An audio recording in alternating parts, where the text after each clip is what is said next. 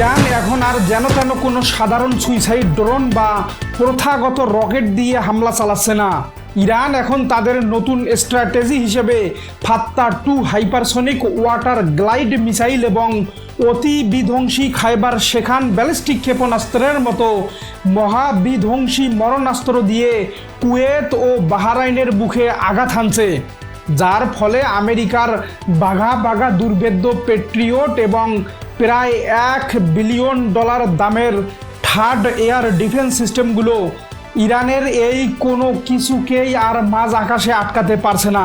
আর পেন্টাগনের এই সর্বাধুনিক বিমান প্রতিরক্ষা ব্যবস্থা সম্পূর্ণ ব্যর্থ হওয়ার ফলে গত কয়েক ঘন্টার হামলায় মার্কিন সেন্ট্রাল কমান্ডের শত শত মিলিয়ন ডলারের সামরিক পরিকাঠামো মুহূর্তের মধ্যেই ধূলিসাৎ হয়ে গেছে।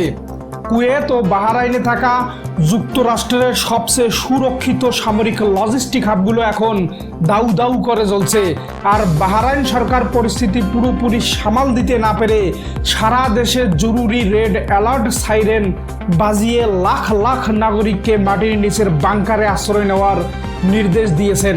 প্রিয় দর্শক, কৌশলগত ও সামরিক দৃষ্টিকোণ থেকে গভীরভাবে বিশ্লেষণ করলে দেখা যায় পারস্য উপসাগরের রণাঙ্গনে ইরান এবার এমন কিছু অস্বাভাবিক ও অদ্ভুত প্রযুক্তি ব্যবহার করেছে যা পেন্টাগনের ডিফেন্স থিঙ্ক ট্যাঙ্কগুলোর মাথা পুরোপুরি নষ্ট করে দিয়েছে। চলুন একটু গভীরে গিয়ে প্র্যাকটিক্যাল লেন্স দিয়ে জেনে নেওয়া যাক ইরানের ব্যবহৃত এই হাইপারসনিক গ্লাইড ভেহিকেল মিসাইলগুলো আসলে কতটা অদ্ভুত এবং আমেরিকার বিলিয়ন বিলিয়ন ডলারের থার্ড ডিফেন্স সিস্টেম কেন এদের সামনে পুরোপুরি ঠুটো জগন্নাথ হয়ে গেল।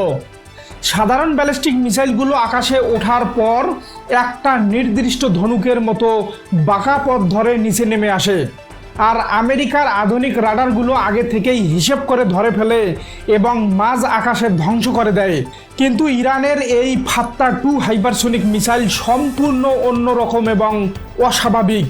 এটি বায়ুমণ্ডলের একদম শেষ সীমানায় গিয়ে হঠাৎ নিজের গতিপথ বা ডিরেকশন বদলে সাপের মতো এঁকে বেঁকে ব্যাক করতে পারে এবং এর গতি শব্দের চেয়ে 15 থেকে 18 গুণ বেশি হয়। অর্থাৎ আমেরিকার রাডার যখন হিসেব করে যে মিসাইলটি ডানে যাবে, ইরানি ওয়ারহেড তখন বামে গিয়ে আছড়ে পড়ে। এই অস্বাভাবিক ম্যানুভারিং ক্ষমতার কারণেই পেন্টাগনের $100 বিলিয়ন এয়ার ডিফেন্স সিস্টেম ইরানের মিসাইল আসার আগেই সম্পূর্ণ ব্লাইন্ড বা অন্ধ হয়ে যাচ্ছে। তবে আজকের এই অপারেশনের সবচেয়ে ধামাকা বিষয় হলো ইরান আমেরিকার এমন কিছু সংবেদনশীল স্ট্র্যাটেজিক পয়েন্টে নিখুঁত আঘাত হেনেছে যেগুলোতে কোনো ক্ষতি হওয়া মানে আক্ষরিক অর্থেই মধ্যপ্রাচ্যে আমেরিকার অস্তিত্বের ওপর চরম আঘাত আসা। প্রিয় দর্শক, চলুন এবার দেখে নেওয়া যাক আমেরিকার ঠিক কোন মূল কেন্দ্রগুলো ধ্বংসস্তূপে পরিণত হলো। ইরান সরাসরি আঘাত এনেছে বাহরাইনের জুকায়ের এলাকায় অবস্থিত মার্কিন 5ম নৌবহর বা 5th ফ্লিটের মেইন কমান্ডো অ্যান্ড কন্ট্রোল সেন্টারে। এই 5ম নৌবহর হলো সমগ্র মধ্যপ্রাচ্য, লোহিত সাগর এবং পারস্য উপসাগরে আমেরিকার সামরিক আধিপত্য টিকিয়ে রাখার প্রধান মূল ভিত্তি। ইরানের 1000 কেজি বিস্ফোরকবাহী খাইবার মিসাইল সরাসরি এই কমান্ডো সেন্টারের স্যাটেলাইট কমিউনিকেশন অ্যান্টেনাকে চুরমার করে দিয়েছে, যার ফলে এই অঞ্চলে থাকা শত শত মার্কিন যুদ্ধজাহাজ ও সাবমেরিনের কেন্দ্রীয় যোগাযোগ 1 সেকেন্ডেই যেন বিচ্ছিন্ন হয়ে গেছে। পাশাপাশি কুয়েতের আলী আল সালেম এয়ারবেসে থাকা আমেরিকার সবচেয়ে আধুনিক MQ-9 রিপার ড্রোনের মূল রানওয়ে এবং crore crore litre aviation fuel বা বিমানের জ্বালানির প্রধান ডিপো আগুনে ছাই হয়ে গেছে। সেন্টকমের হিসেবে কেবল এই এক রাতের হামলায় পেন্টাগনের প্রায় $700 মিলিয়ন বেশি মূল্যের লজিস্টিক ও টেকনোলজি সম্পূর্ণ ধ্বংস হয়ে গেছে। কুয়েত ও বাহরাইনে নিজেদের অপূরণীয় ক্ষয়ক্ষতি এবং বাঘা ভাগা ডিফেন্স সিস্টেম ধ্বংস হতে দেখে ওভাল অফিসে বসে থাকা ডোনাল্ড ট্রাম্প প্রশাসন এখন চরম ক্ষুব্ধ ও পাগলাটে রূপ ধারণ করেছে। প্রিয় দর্শক, নিজেদের সামরিক পঙ্গুত্ব ঢাকতে মার্কিন সেন্ট্রাল কমান্ডো বা সেন্টোকম আজ মাঝরাতে B-2 স্পিরিট বোমারু বিমান এবং F-35 যুদ্ধ বিমান দিয়ে ইরানের সিরাজ, বুশেহর ও চাবাহার এলাকার সামরিক স্থাপনা লক্ষ্য করে 50টিরও বেশি ভারী বাংকার ব্লাস্টার বোমা বর্ষণ করেছে।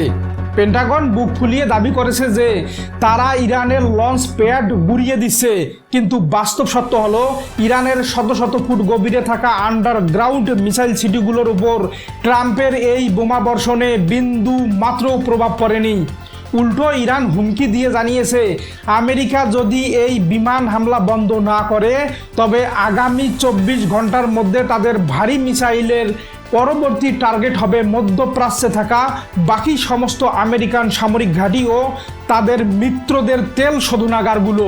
সমগ্র পরিস্থিতিকে যদি আমরা বৈশ্বিক ভূ রাজনীতি ও ওয়াশিংটনের ভেতরের থিঙ্ক ট্যাঙ্কগুলোর লেন্স দিয়ে পর্যালোচনা করি তবে এটি স্পষ্ট হয়ে যায় যে আমেরিকাকে পঙ্গু করার এই ইরানি রণকৌশল ডোনাল্ড ট্রাম্পের মসনদকে চরম হুমকির মুখে ঠেলে দিচ্ছে।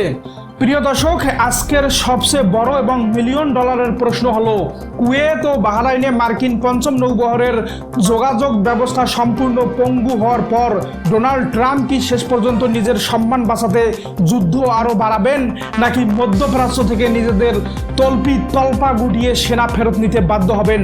আপনাদের মূল্যবান ও যুক্তি নির্ভর মতামত অবশ্যই নিচে কমেন্ট করে জানাবেন এবং প্রতি মুহূর্তের এই সঠিক প্রোপাগান্ডা মুক্ত ইনসাইড স্টোরি সবার আগে পেতে আমাদের সাথেই থাকবেন।